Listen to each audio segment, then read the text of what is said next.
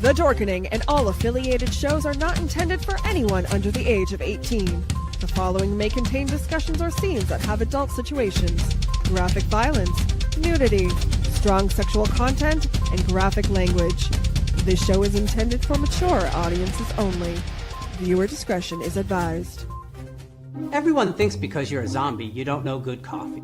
Well, they're wrong. We have very active lifestyles. It's not all wandering the countryside aimlessly or scaring passing motorists. And we all love a good cup of joe.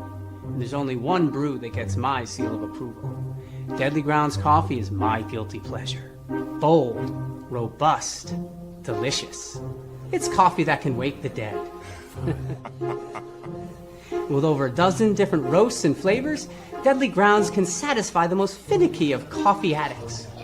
The aroma is so intoxicating. It brings all of my neighbors out of the woodwork. Deadly Grounds coffee. Coffee to die for and zombie approved. It's good to get a little deadly.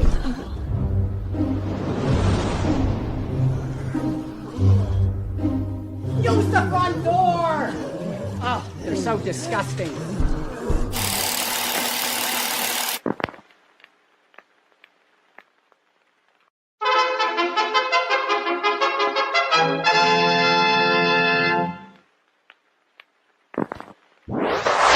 Persons under 18 will not be admitted.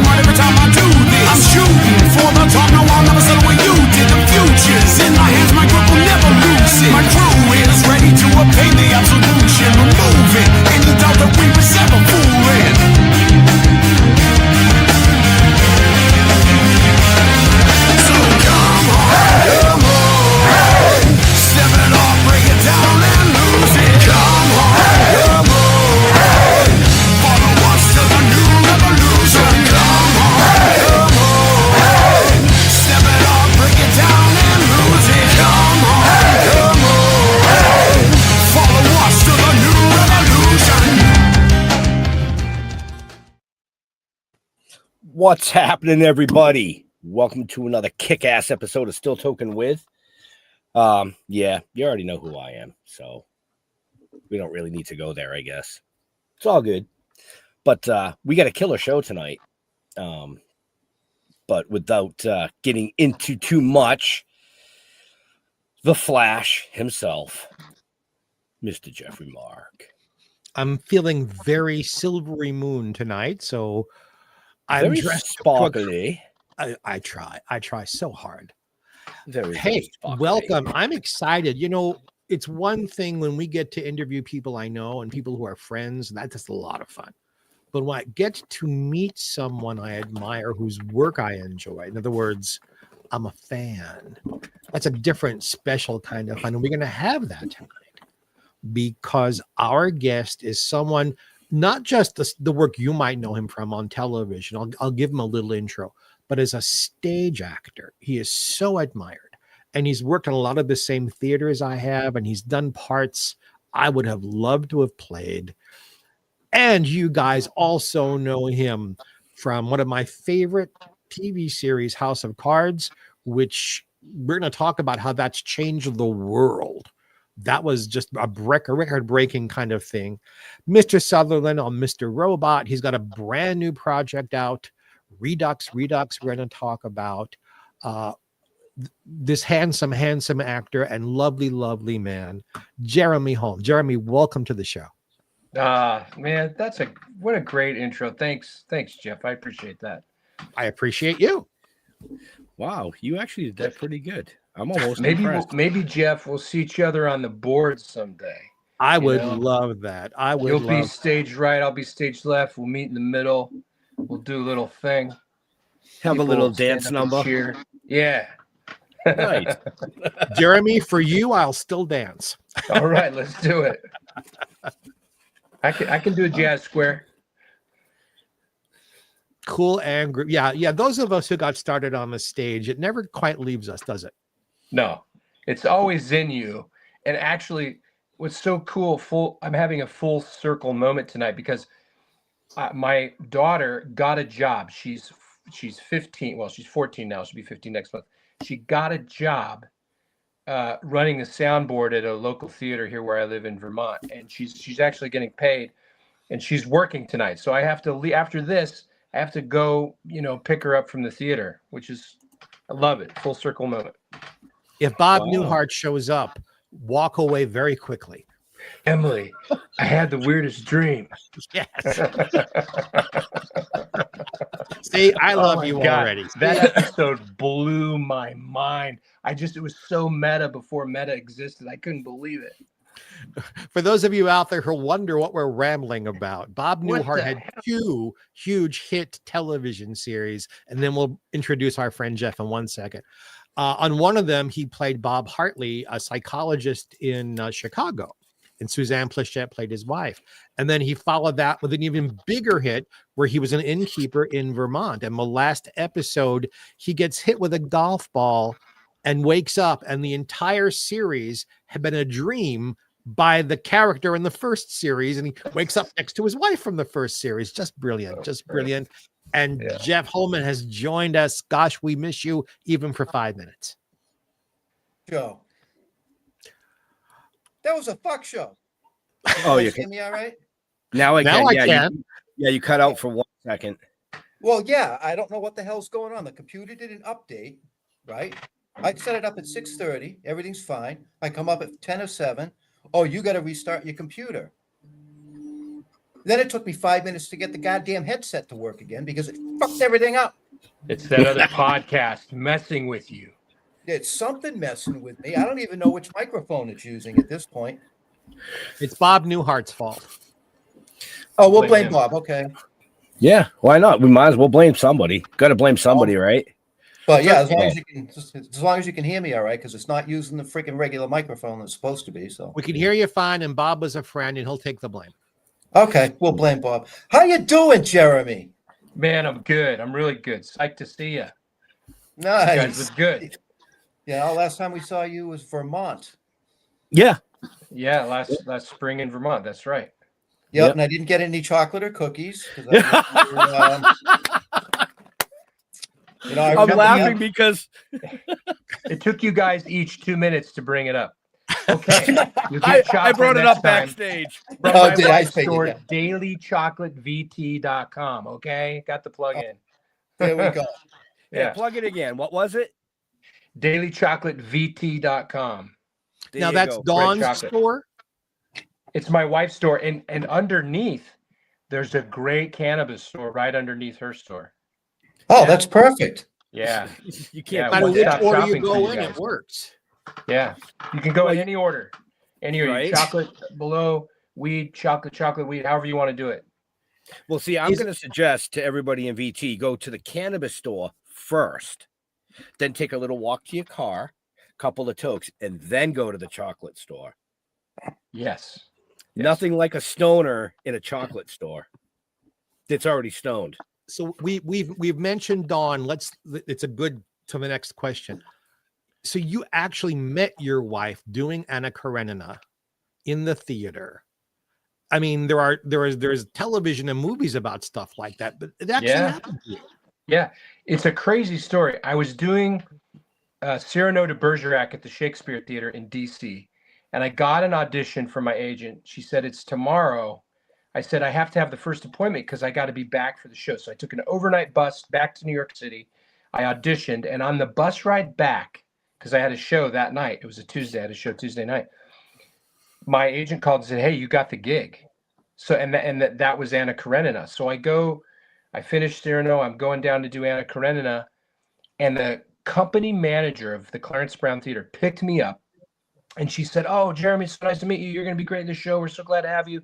You're going to love your stage manager." And so I got to the rehearsal the first day, and the pencils were perfectly sharp, and all the scripts were perfectly aligned. And there's this beautiful woman sitting on a yoga ball at the end of the table. I'm like, oh my God, she's beautiful. And I came in for the Friday of rehearsal that week, and she said, "Mr. Holm, I just want to let you know rehearsal is canceled tomorrow because it's game day in Knoxville." And I said, "What are you talking about? We got like 10 days left." She said, "You'll understand tomorrow." So I said, "Well, would you like to go to the game?" So we've been married now for 18 years.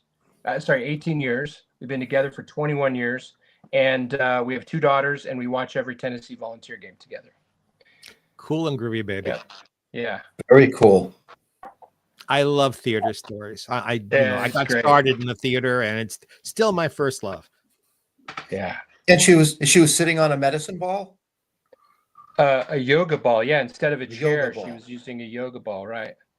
Oh, okay. I don't know if you remember, but that was pretty popular at the time, 2004, alternate chairs, knee chairs, yoga balls. Yeah.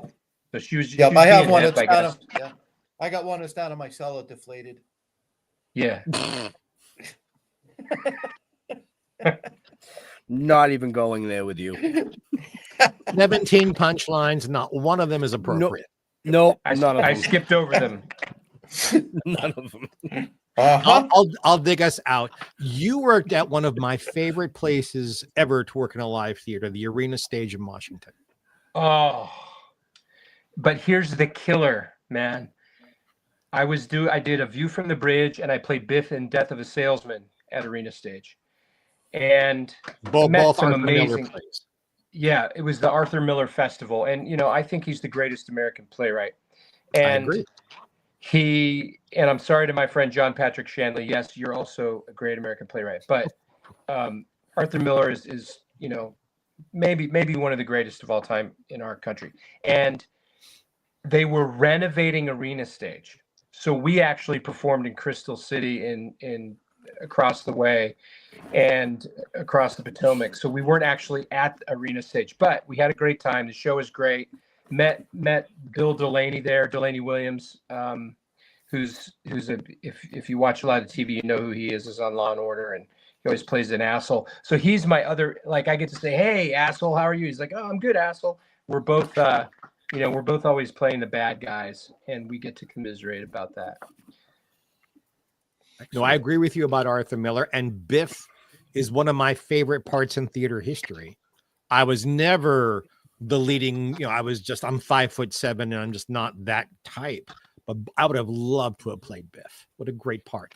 It's a great part, although the same guy played Proctor in The Crucible, played Chris in All My Sons, and played Biff. And when he was playing Biff, he told Arthur Miller, when he was doing the memory scenes, he said, you can't, this is impossible. You can't play this. It's impossible. And so Arthur Miller rewrote it a little bit to make it make more sense. And if you've never seen that play, if you have a chance to see it live, it is so on point, and it's more true now than it's ever been. It's an incredible play. And my goal in life was to play all 3 of those roles, but I'm too old now to play Chris. I played Proctor and I played Biff, but I didn't get to play Chris. And now, I'm so old that I'll have to play Frank someday. Which is not a bad thing. Not a bad thing. Yeah. Oh, and happy birthday, by the way. You just had one a couple of weeks ago, right? Oh, thank you, man. Thank you. It was a great birthday. I got to be around my girls and my wife, and they gave me a cool fire pit stoker. And, it's got like these big teeth and you can play with the fire. But the best thing about it is there's a blowhole in it so you can get the fire going again. It's like 4 feet long. It's incredible. If you need a great gift for someone who likes to play with fire, that's what you get. or somebody who likes blowholes. Either way. Yes. You guys like blowholes, right? Well, I'm sure you could hook a bowl up to the end, and instead of blowing, you could suck on it. Sure. This Probably. is over 18, right? I can say that. Oh, You can can say whatever you want. say whatever you want. It's 18 Okay. plus. I'm clean and sober, but I vote for sucking on it. It's okay. I wasn't going to say anything, but I thought you might. I was waiting for it to go there. I felt both of your energies. All right, I'll go for it. It's no problem. So, Yes. well, Yes. you brought up the gift. You brought up the gift of the fire stoker, and I know we want to get into a lot of stuff tonight, especially like things that you're involved with in the entertainment side of industry. But tell us about the hat you're wearing right now. Oh, so this hat is obviously a New York City Fire Department hat. This hat was given to me by a man named Sal Casano, and Sal Casano became the chief of the New York City Fire Department on September 11th, 2001, when a body fell on the then chief.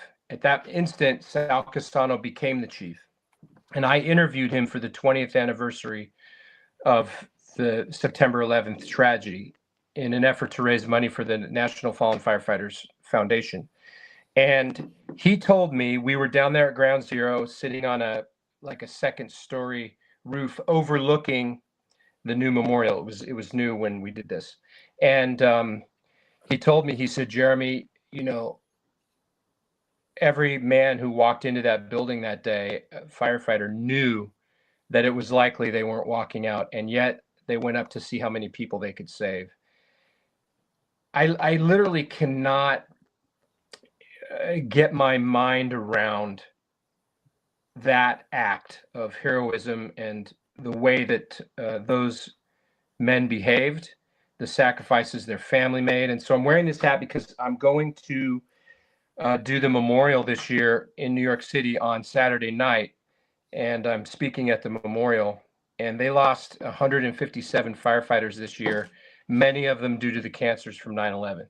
So their families are still suffering, and this memorial is a way for all those families to be with the other families and to get some sense of feeling that they're not alone, some sense of comfort, and an homage to the gift that their loved ones gave to the people they saved, to the city that they kept together that day, and to the memory of their loved ones. So it's an amazing, the National Fallen Firefighters Foundation is an amazing organization.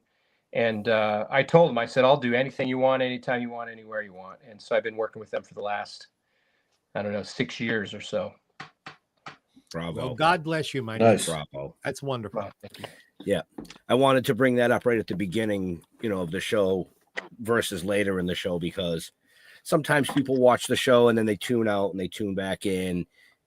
And that's a very important part of you. Thank you. Yeah, sometimes they got to go Yeah. fill the bowl up again, Well, or, yeah, step out of the office, take another hit, whatever.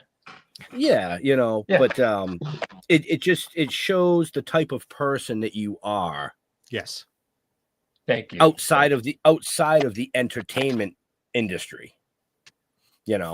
So, and Well, I bravo, lived in the city bravo. that day, and I lived up on 54th Street, which is where the morgue was down there by the pier up on 50th Street. And so, we would see the families going there to, bring hairbrushes with hair so they could do DNA kits and stuff. And anybody who lived in the city that day has an understanding of what that was like, but we can't come close to knowing what it's like to be one of those families. Right. And, it's nice to say thank you to a firefighter, but it's a little better if you can do something to help those families. So that's why I do it. Right. Oh, kudos. Is there a website or a place if somebody wanted to donate to something like that? Why don't you give that a plug? I mean, and the reason I say that is both Jeff and I, our dads were firefighters, local here. Yeah, we did talk about that. I remember. Yeah. Right. Yeah. Right. And I think that's what brought it up, because you had the FDNY hat Yeah. on. So when we saw you. yeah, they can go to firehero.org, which is the National Fallen Firefighters Foundation. It always gets the best grades from GuideStar and all those .org assessors. They're a very lean team. They're totally transparent. They tell you where every penny goes. They don't have a big board that makes money. It's all volunteers as far as the board goes, and it's a great group of people. They're all from the fire service, And, you know, whenever they're raising money, they're raising it from firefighters. And I'm like, guys, we got to get other people to give you guys money. So thank you for the chance to plug it. I appreciate it. You know, and just for our folks watching or listening, just check the show notes up above or down below, depending on where you're watching or listening to us, because that link is in the show notes. Oh, thank you, man. So, but Well done, Benjamin. Well done. okay, my job is done for the evening. It's all you guys. Take it away. Das Vidania. I'm going back into my padded room. Очень хорошо. Well, so are you We are still speaking doing Russian theater? because Jeremy With- studied Russian. That's true. Yes. Yep. Yes. How And- far did you get into that? I did 2 years in high school and a year at the University of Colorado, at Colorado State University, but I couldn't keep up. I couldn't maintain it with the theater and stuff. So I stopped. I see Man, that. you did your research, dude. Oh yeah. Well, That's- why don't you tell everybody why you wanted to study Russian? Oh, well, I asked a counselor when I was in actually junior high. My counselor was a guy named Stan Lackey. That name might sound familiar to you guys because I went to West Jefferson Junior High School with Trey Parker. He was a year below me. And Stan Lackey was our counselor, and he was the guy that always said, okay. He was from Texas, and that's who they molded that South Park character on, Stan Lackey. And I asked Stan Lackey, I said, well, you know, I really want to go into the FBI or the CIA. And he said, well, Jeremy, okay, take a lot of science and take a lot of Russian. Take Russian and a lot of science, okay?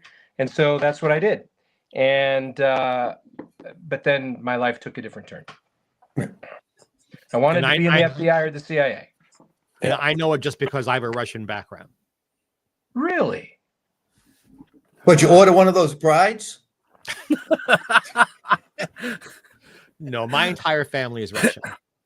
Yeah, it was a mail order bride. Right? Very good, sir. I'm doing this show almost a year. That's the best joke you ever made. I mean, it was a 2-inch putt. Let's be honest. Oh God! No. Not doing that. Not doing that. Gluply Chilovic. Bring us back on track. Bring us back on Spasiba, track. spasiba. Are you still doing stage shows, or no? You done with that? When my kid, I've got daughters, and they're I don't want to be away from them because they're in middle school and high school, or junior high and high school, and I don't want to be away from them. When you do theater, you're away for 6-8 weeks at a time. When you're doing film and TV, you know, I can be gone once for a month, or I can be gone for a week, but being gone perpetually for, 2 months at a time, I don't want to miss out on that. But once they're raised, I'll probably do some more theater. Okay, I was good. going to say, you said your daughter's working, the soundboard at the local theater. Maybe she can nudge and get daddy a part at the theater. I mean, they've asked me, and I'm like, well, They can't maybe afford sometime. him. oh well, he No, can play a tree. I mean, I'm Come sure on. there are reviews that say my acting is wooden, so maybe. I think you misread that, but Yeah, I'm not going to touch the wooden comment. yeah. Oh, that wasn't a theater review. Okay. Yeah, that was Grinder, but we won't go into that. Jesus. Comment Oh. on As a stage, okay, I'm gonna make this legit now. As a stage actor, you work off Broadway, you work on Broadway, you work at a place like Arena, which is in the Round. People don't know that. And then the Brooklyn Academy of Music, which is this enormous. Do you prefer the more intimate, or do you like the huge stuff with acting and on a stage? What I love is the variety. I did a Taming of the Shrew in a 6,000 seat theater in Shanghai, China once. And Wow. 600 people stayed for the talk back afterwards. And our interpreter later told us that only about 30 of them spoke English.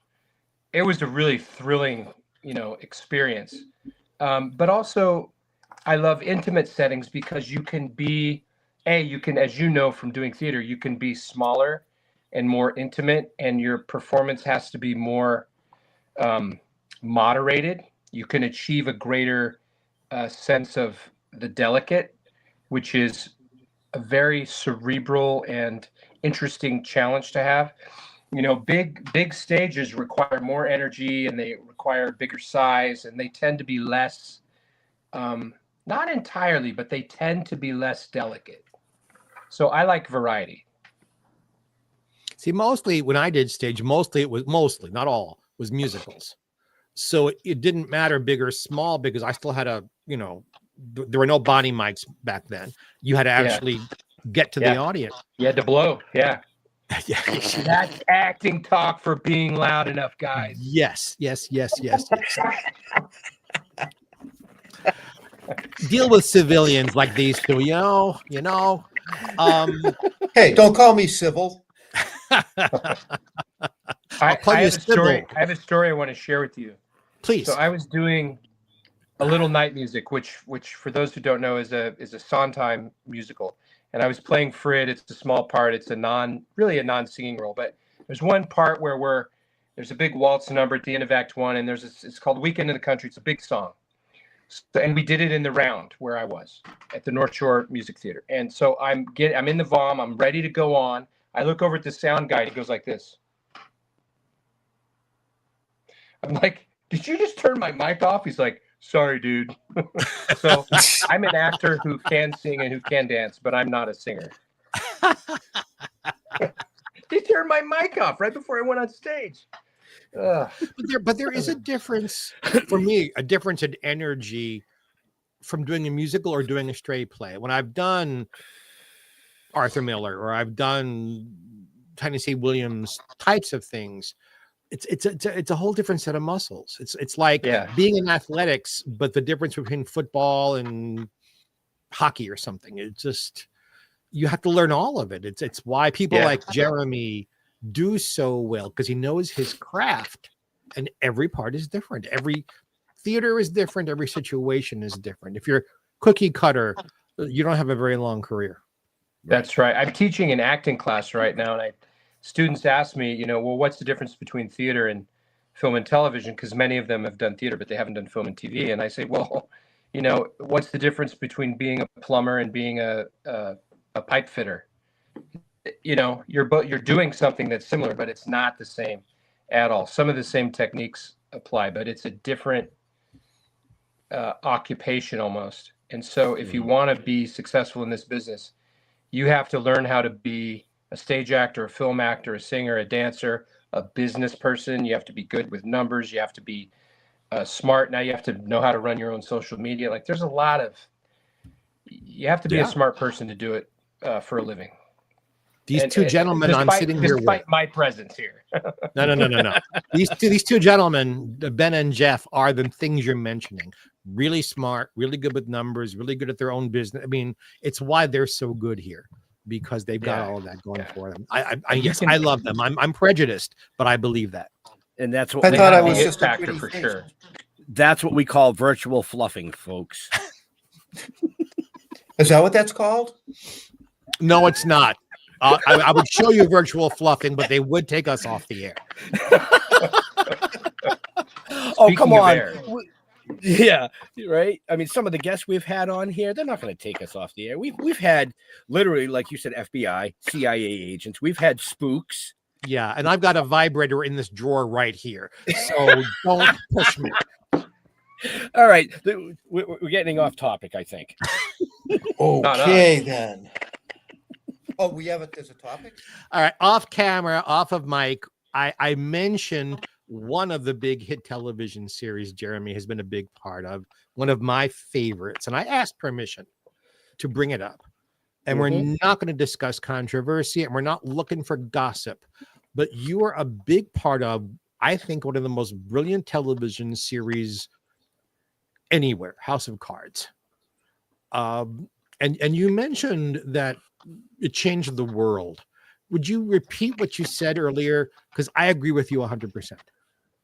Well, remember, we used to get Netflix in the mail, and even then it was very like, oh yeah, Netflix, you can, you're not going to pay the fees that Blockbuster, you just keep it, and they'll charge you another rental fee, but they won't slap you with the late fees, and you can keep it as long as you want, and you can order, 5 or 6 DVDs, and then when you're done, you just put it in the envelope, and it's amazing. You don't have to go to the video store. Well, then Netflix decided to invest the money in streaming, and House of Cards was the first big show produced by Netflix that streamed, and it was really the first mega hit ever to stream. There were a few other things that streamed before it, but I remember Kevin Spacey going around and doing the talk show circuit and saying, give people what they want, when they want, how they want. And he wasn't talking about his sex life. He was talking about the streaming content. And, Netflix, Ted Saranda, they did a great job. Now everybody's doing it, and it's, of course, caused this disruption. But I think it's part of the reason your podcast is here. I mean, people got used to content on their device. They got used to being able to watch something when they wanted it. And you're never getting that genie back in the bottle. That's how it is forevermore. And isn't it the first show that really showed the underbelly of the White House? Like West Wing showed you the wonderful parts of all of that. Didn't this show you? And they're both true. I mean, each one in its own way, but I can't think of any other film or TV show that showed you the negative of all of this and the manipulation of it. And I think it changed the world in that way too. Well, as you're an actor, right. And part of the reason is that they were able, because it was Netflix, they could show whatever they wanted, right? They didn't have to worry about censors. And they also, the episode could be 52 minutes or 56 minutes or 48 minutes, whatever they wanted it to be. And we could talk more about somebody who broke that rule even more from another show I did. But House of Cards did a lot of things really well. Julie Schubert, who cast it, got amazing guest stars and supporting actors from New York City to play all those parts. All of the extras, like when you look at one of those scenes, like a Situation Room scene, most of the people who are sitting around the table as generals were retired military people, and some of them were generals. I still converse with this guy who was he was an intelligence specialist, and he was a lieutenant, and then there's another guy I'm friends with, and he has a company called Full Bird Intelligence, and he does security, cybersecurity, and so a lot of the extras were from the military, and so you have that insight on set. Not only that, they were able to write a storyline. Bo Willimon, who's the showrunner, was able to write a storyline just the way he wanted. Netflix said, here's the money for your 10 episode. Here's $200 million. We want no authority over it. We just want it when it's done. And that, giving that creativity and that freedom to the artists who are making it, is the key to quality. And so those factors all came together. And on the last day of shooting, I did a scene with Robin Wright in the Oval Office, and the crew was there, and they become your family. You work with these people for 5 years. You know about their kids. You know about what food they like. You hang out with them. And so on the last day, I said, hey, it's been such an honor to be on this set with you all. And no matter what, this will always be the first great show that's streamed, and you have a hand in making it. And what a great ride it's been. And I still am very proud of that show, despite what happened with Kevin and the way the show ended. No, as I said to you off camera, I've never worked with Kevin. I know him socially. We've dined together. We're in Emmy magazine together. That's not important here. What was it like as an actor working with him?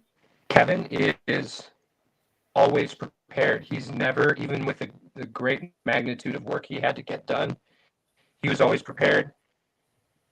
take was great. He would, do his Jack Lemmon impression between takes and then right back into it. He would sit on set reading the New York Times, and when it was time to go, back into the scene, he was ready to go. And he did set the standard for the quality of acting, along with Michael Kelly and Robin and everyone else in the cast. And it was a very, very high standard. He's a great actor. Thank you. That's all I'm going to do about that. I love the show. I'm sorry it ended the way it did. And I loved you in it. I'm glad you were there. Thank you. I was too. It was a fun ride. It was a beautiful, and I became pretty good friends with Michael Kelly. What a great dude he is. And, my favorite story from that show is on the last day.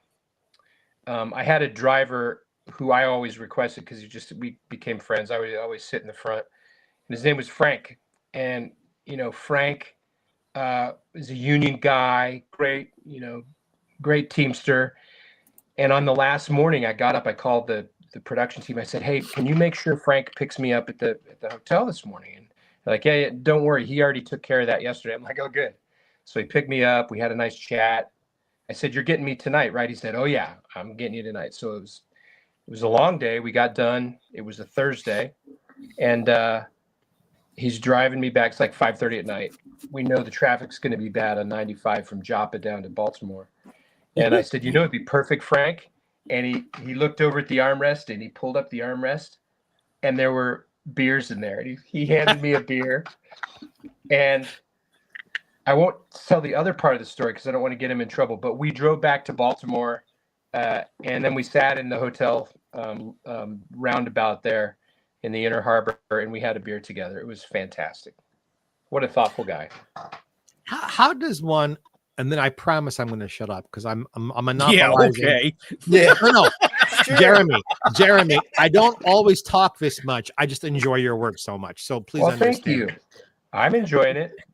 When a controversy happens, when an actor, for whatever reason, is forced out of a show, what was it like for the people who were left? Because there was one season or two seasons beyond his going. They have to rewrite everything and sort of reshuffle without revealing anything you think would be embarrassing to anyone. What was that like for you as an actor and as a member of a crew? Well, how it went down, I was actually on set in my new suit. I was ready to shoot.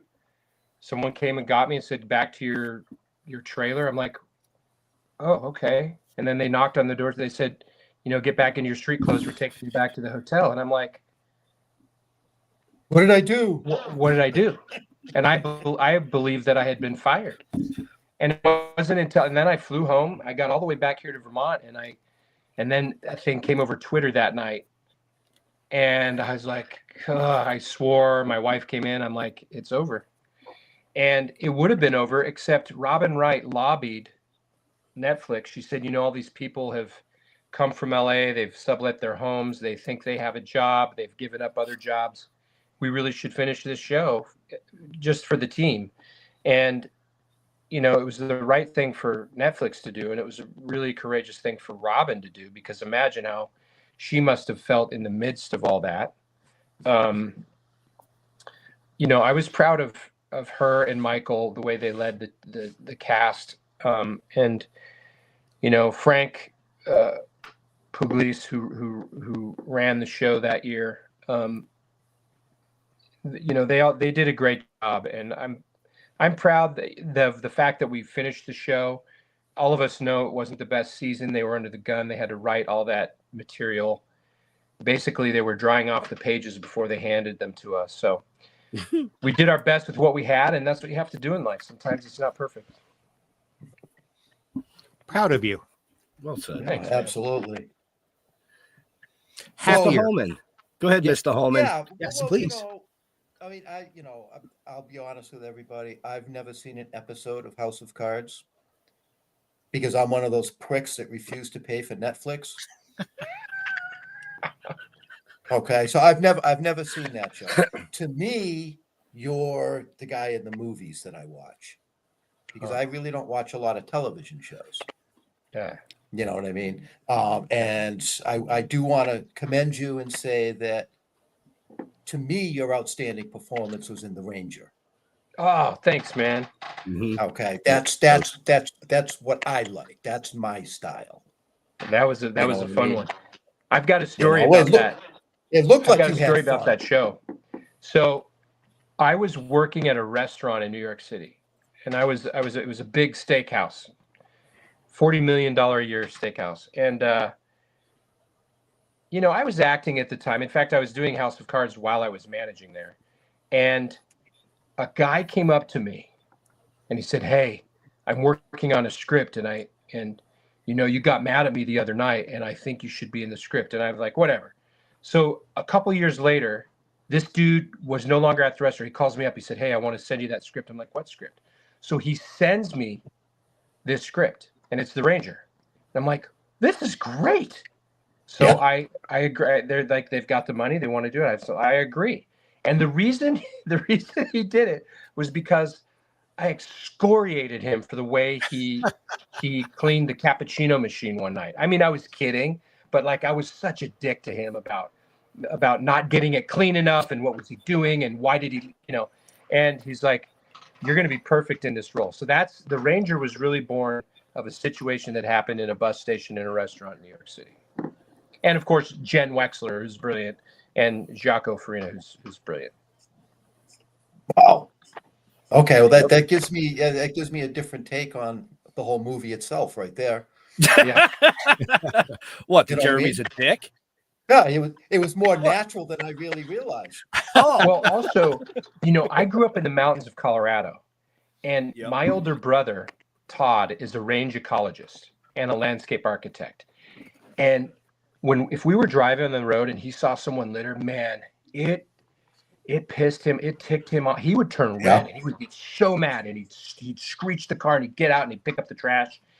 And so I was channeling my brother Todd as well while we were making the movie.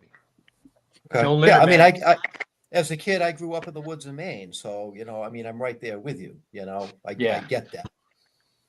You know, We got one world. So- Let's take care of it. Right. exactly. So, and Silo was a great flick.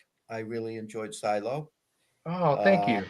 You know, The Herd, not my favorite, but it was still a very entertaining kind of, you know, it worked. That's not You what know, you said on the phone earlier. It worked. Listen, I want to thank you and the other 40 people that have seen that movie. That is so nice. I really appreciate it. You know, that's what I do. I look for those kind of offbeat films. And I actually watched those two movies before I even met you. Wow. That's crazy. You know what I mean? Well- Because I search for that kind of stuff. And I watched the trailer for The Ranger, and I'm like, yeah, that's right up my alley. That's the shit I like right there. Jenn Wexler, man, she is incredible. I can't wait to see what she does next. She's brilliant. You know, she co-wrote and directed that movie, and then she did Sacrifice Game a couple of years ago. Oh, great Christmas movie. That's what you need to watch for Christmas. Watch Brooklyn 45 and then Sacrifice Game. You will be ready to celebrate the holidays. 45. Oh, nice. Okay. Yep. You know, well, it was the way that you handled the kids. I do it the same way, with the exception of the actual killing. Well, I don't know. I don't know about that. Yes. That they can prove yet. Right. Well, you know, hey. don't My tell them daughters where have I been am. asking me if they can watch The Ranger at their birthday party. I'm like, not yet. Yeah. You can watch it when you graduate from college. Yeah, there you go. You know, so Just yeah, like for all After that, after you've given birth to your first child, then you can Yeah. watch it. Yeah, I want you to love me still. Yeah. So Yeah. Speaking about what's, go ahead. we probably will both do the same thing. We're Speaking probably about segue. what- Yep. Go what's ahead. coming next, let's talk about Redux Redux. Oh, guys. I've seen this film now 4 times. I saw it at the premiere at South by Southwest twice. And then I saw it at Fantasia up in Montreal twice. And every time I've seen it, I find some new revelation in the plot. Now, keep in mind, I did the movie and I've read the script probably 50 times before I even set foot on the stage. These guys, the McManus brothers, who did 13 Cameras and Block Island Sound and American Vandals, they are brilliant. I don't know how big they're going to blow up, but watch for it because they're going to blow up. They're so talented. They're twins, right? So you'll do a take, and one twin will come, like before I knew them, one twin would come in and say, hey, this is when I did Block Island Sound for them. One scene, great scene. And they come and give me a note, a little faster. Okay, do the scene, go faster. Then the other twin would come in and say, yeah, maybe a little slower. So, they do the scene again. And these guys are brilliant. They write the movies together. They direct the movies together. And their sister is the star of Redux Redux, the story of a woman who travels through the multiverse, avenging the abduction and murder of her daughter.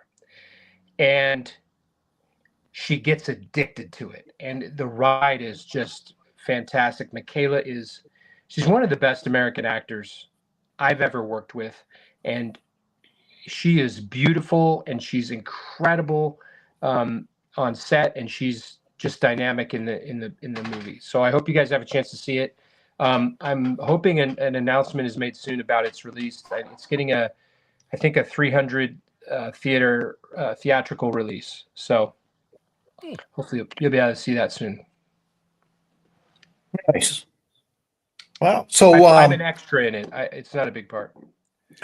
Well, you've done a lot of stuff that you've been an extra in. A scene here, a scene there. Yeah. Do you enjoy doing that? I actually play the bad. I was kidding. I actually play the bad guy in Redux Redux, and I've never died so many times on set. It was a lot of fun. I'll do. If someone offers me a part and the script is interesting and I'm attracted to the material and the director, and I'm free, I'll probably take the part because I just want to always be learning and be doing the craft. Doing it for the love. Yeah. I mean, the money doesn't hurt. But... So, what's I don't even know if this is actually accurate, but was it Postmaster General?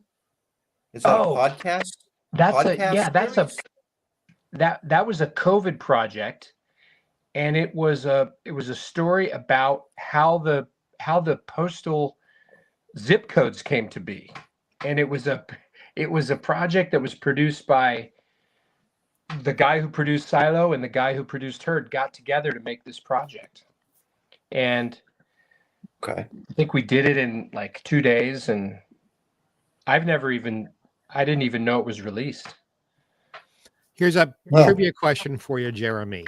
When the zip codes were released in this country, they hired a very big star to sing a radio commercial for the zip codes. Any idea who it was? It was a woman. It was. I'll make it easier for you. A woman I've written a book about. Oh, really? I don't know. I'm not going to remember. Ethel Merman. Ethel Merman, that's right. And if you ever want to hear it, I have a copy of the commercial. Do you really? I do. Oh, that's so cool. You must have a huge room of treasures somewhere. Guys, take it easy. You could have just stopped at you. You had to add the rest of the sentence to that. Like, you can't even get in the door before they're like dogs slobbering. It just... The honest truth is, Mr. Mark, I don't know how you stay on the mark with these guys. I have been doing this professionally since I'm 15, and most of what it's in here, and everything else is digitized. Otherwise, I would have no room for it. Gotcha. But you're right. At one point, I lived in places where it was just stuff, and I don't do that anymore. Yeah. But isn't it fun to know all this stuff? It's what actors do backstage. It's what actors do on a set. you Yeah. talk about this trivia from your careers and people you admire. Yeah. Yeah, that's right. Right. I have a question for you. When we've asked similar questions to other actors who've been on the show, you did get some early experience doing soap operas. Yeah. Yeah, Yeah. I wasn't gonna bring that up. I was, but I let him go to it. I believe soap opera work is very legitimate and is wonderful training for actors. How do you feel about it? I got home today and there was a soap on. And I'm like, you know what? I'm going to watch 3 minutes of this. And by a minute in, the PSTD came back and I turned it off. Yeah, I did a little bit of soap work, All My Kids and Guiding Light. And, I played a cop in a flashback, and the lead actress, I was taking her baby away, and the lead actress, when it came ready to roll, she actually punched me in the mouth. I'm like, what are you doing? As the world turns, baby. I played a character called Sharky on As the World Turns, I think it was. And it's an early day. It's fast. You're doing 20 pages a day. It's crazy. It's crazy fast. And it's a great training ground. It's a great place to learn efficiency, and you can learn the technical stuff about acting for a camera. I didn't love it, though. I'll be honest. I didn't love it. It was exciting to be on a soap, but for about 15 minutes. And then I'm like, okay, next. Were you working off of a teleprompter, or did you actually memorize lines?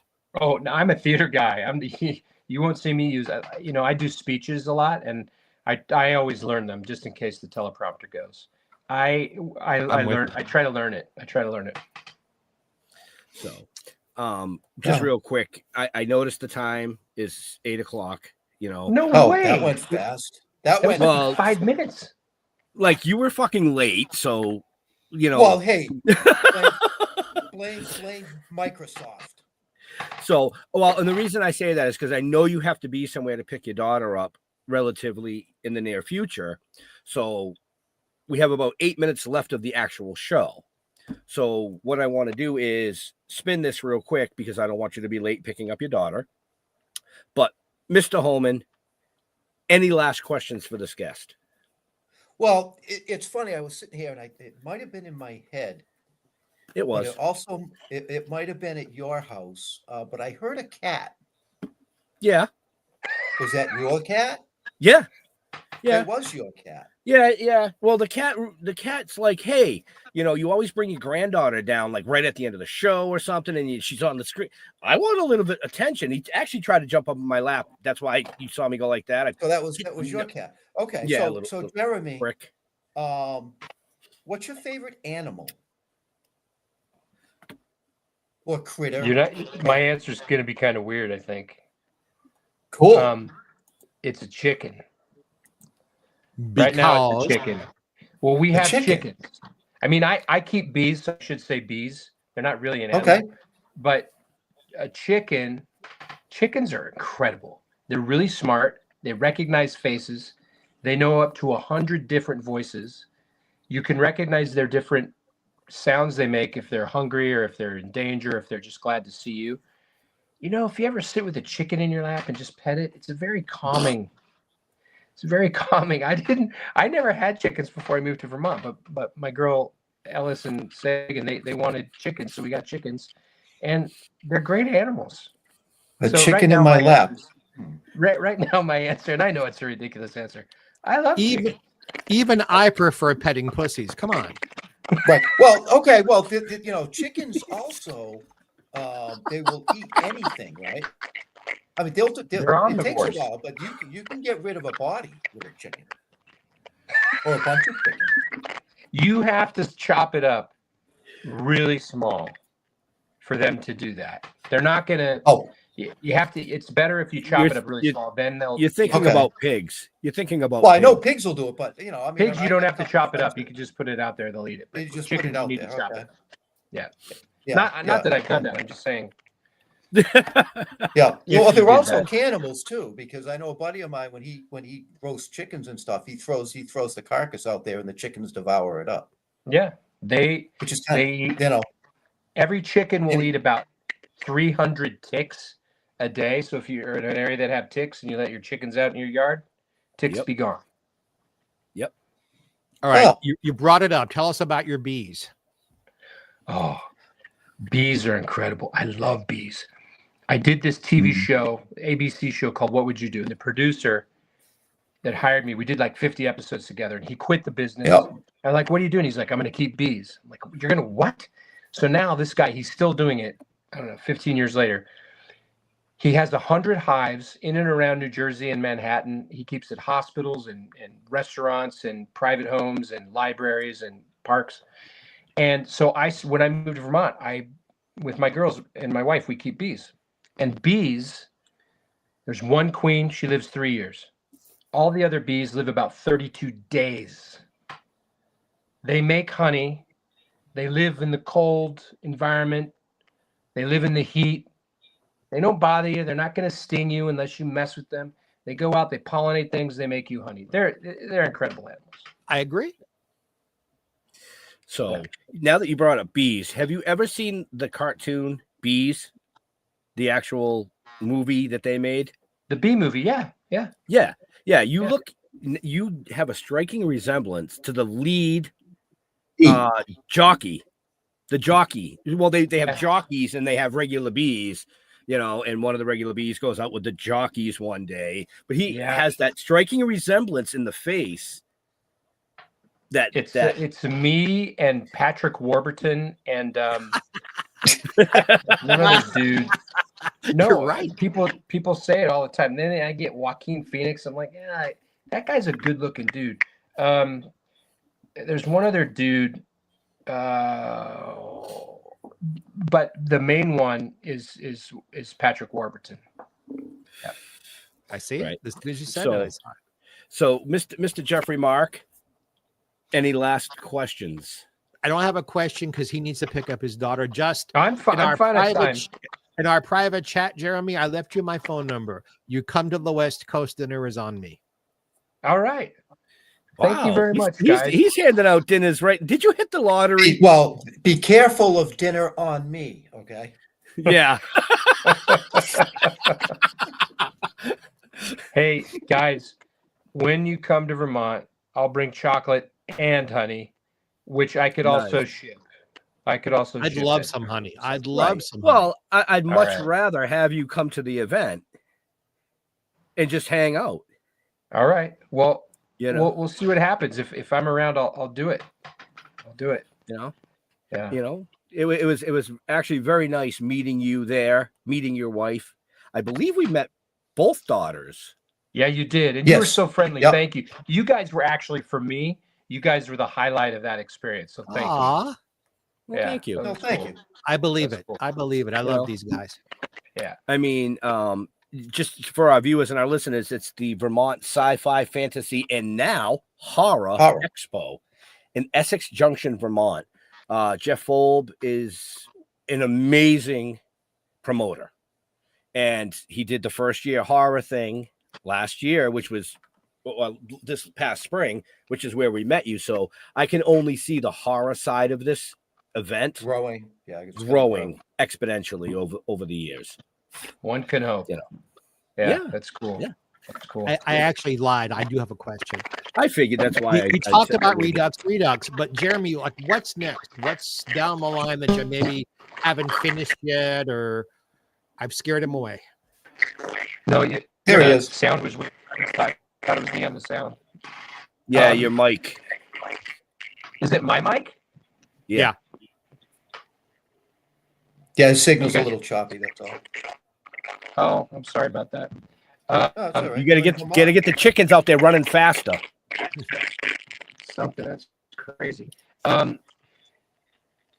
So I'm looking at producing a film called Gray Mountain, which I pitched it at Fantasia Fest this year. And so we're close to getting our funds raised. We have the cast. It's a sci-fi horror thriller about about a man who's been estranged from his family and his search for the truth, because the truth is out there and disclosure's coming. It's kind of, yeah. Cool. Well, if you need extras, I mean, Jeff and I are only 3.5 hours away. Just saying. Or if you ever have a part for an aging redhead, let me know. Okay. There's a big demand. There's a run on those right now. There's lots of redhead work coming. Yeah. But I did hear there was work out there for a lot of older men because they're very hard to cast. You know, but where are you talking about? I don't know. Somewhere out there, they said. Oh, well, we're making this in Nevada, so you know. Oh, So that's Jesus. closer to me. Yeah, that's a Yeah. lot closer to him. That's a Let me flight know when away. you make one. Yeah, I'll come to Vermont. Well, we don't have a tax credit here, so it's not likely we'll be making. But I will come to Nevada. Absolutely. Right. All right. But I heard, was it Pennsylvania? Or was it New York State that had a decent tax credit starting? New York, Illinois has a great one. Yeah. Georgia has a great one. Louisiana has a really good one. California's is pretty good. The best one is Illinois, though. Nice. Yeah, Doesn't Massachusetts have one too? Didn't they start? they one? do. Yes. Yep. Yeah. Yeah, it's probably the highest in the country, just like every fucking thing else here. Just No, saying. the highest one is Illinois. Yeah. Yeah. Jay Pritzker is very friendly to the arts. Yeah. Well, okay, then let me rephrase it. It's probably the lowest one, taking In the most money. Massachusetts, yeah. It's the lowest You of know, the there's highest. a spin-off of Blue Bloods being made in Boston and Toronto called Boston Blue. So, you know, you might see that on the streets of Boston here this coming year. And they're filming a bunch of stuff here. They're doing that freaking spin-off of The Walking Dead right now in Worcester. Dale Dixon or whatever, yeah. Robert Downey Jr. and his wife's company, Susan Downey, their company is based in Boston. Their film production company. Right. So they make a lot of Yeah. stuff. Actually, they were just in Hanson. They were doing some filming at the the Kiwana Club or whatever the hell it is, where all the cabins are. Yep. Yeah. So, Well, guys, I'm going to jet. It's Thank such you a very pleasure much, Jeremy. to hang with you guys, and I wish you good health and lots of exciting adventures this winter. And we'll see you down the road somewhere. all right, man. Look forward to it. Take care and enjoy. Hopefully, we'll see you in the spring, and if not, we'll just have to make it a trip. I mean, it's just easy enough. Well, if All we're right. in Vermont, I'll go to the chocolate place. Do it. And Mr. Mark, it's nice to meet you. Thank you for indulging in a little theater stories. A lot of people don't talk about that stuff, so it was fun to dive into that. Thank you. My pleasure, Jeremy. Seriously. Yeah, cool. All right, have a good one, guys. All right, right, you take too. care. Take Thank care. you. Bye. So, if you want to know more about Jeremy, folks, just check the show notes up above or down below, depending on where you're watching or listening to us. All his links are there. So, Mr. Jeffrey Mark, Yeah. where can people find you on the social medias? On Facebook. My name is spelled right beneath me there. Look for me there. The same name, Jeffrey Mark Showbiz, all one name on Instagram. I'm on LinkedIn. Or you can find me working someplace else on many of these same channels and platforms. We have two sister shows. GPE presents Jeffrey Mark plays Ella Fitzgerald. Every week we play Ella's music on a theme. Ben produces the show. Jeff sprinkles his love all over it. So it's all three of us. And you can hear that every week. And we're doing a 5-episode special. GPE presents Jeffrey Mark plays Merman. So we're doing Ethel Merman's recordings. And as always, I give you all kinds of trivia and backstage stories and insights and all that jazz. And we're getting such a good feedback from Merman. We may do Jeffrey Mark plays Martin, Mary Martin. So lots of stuff coming your way. And of course, we're always interviewing the most interesting people in the world on our show here. So there. Mr. Omnivolate. Don't go down that road or path, as the case may be. See, path, yeah.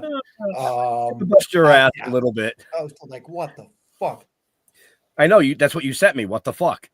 I know. I screenshotted the thing. It's all fucking doing its little fucking twirly gig thing, fucking updating this, updating that. It's like, what the fuck? Anyway, you know, it's Jeremy was awesome. I love Jeremy. If you get a chance, watch his shit. Because he's just so talented and he plays a really good psycho, you know. Yeah, that's what I like. He plays a really, really good psycho. So, but as far as us, just go to stilltoking.com, Toking with the Dead on Facebook. And as far as me, you know, go ahead and Google Jeff. Have fun with that. Right. And now that I can see your t-shirt in close up, I like that. New England That Stoner. was- Yep. Yeah, that was a 3-day music festival that we did as guest vendors. We met some really cool people, like, you know, frontmen from famous bands and stuff that had their own side stuff. But holy shit, man, 3 days at a music festival set up next to the fucking PAs. Woo! Yeah, 40 bands in 3 days. It was 40 psycho. bands in 3 days. You know, if we had thought about that prior to going, we could have literally bought 400 cases of earplugs and made a ton of fucking money. But in all seriousness, you know, Jeremy, we want to thank him for coming out, taking time out of his busy day to hang out and chat with us, even though he had to bail a little early, but he's got to go pick up his daughter at work. Mm-hmm. I didn't expect a chicken though. I did not even go down that road. No, Chicken. no, I didn't Nothing expect like the chicken. Nothing like patting a chicken on your lap, and I was like stroking the cock. I couldn't help think about lyrics that Gilda Radner sang on Broadway Right. to the song Oh, Let's Talk Dirty to the Animals. And Right? the end of one stanza was, let's tell a chicken to suck chicken. Frankly, I don't care. So I shared it with you now. Right. But you know, we've got a lot of great guests coming on the rest of this season. Next week we have Jeffrey Voorhees. So we're gonna have 3 Jeffs on the screen next week, but only one that's important. You guys can figure out which one that is. But for our viewers, Jeffrey Voorhees was Alex Kittner in Jaws, which is the 50th anniversary this year. One of the most epic kill scenes Ever. in theater history. And then we're going to close out this month with an OG, and I mean a real OG, and a gentleman that we consider family, Mr. Tony Moran, who played Michael Myers in the original Halloween. Yeah. So right before Halloween, we got Michael Myers. And that's all I'm going to tease you guys with right now. So to all our veterans and first responders, we want to thank you for doing what you do so people people like us can come up here and do what we do. Stay safe. We'll see you next week. We're out of here. Have a happy.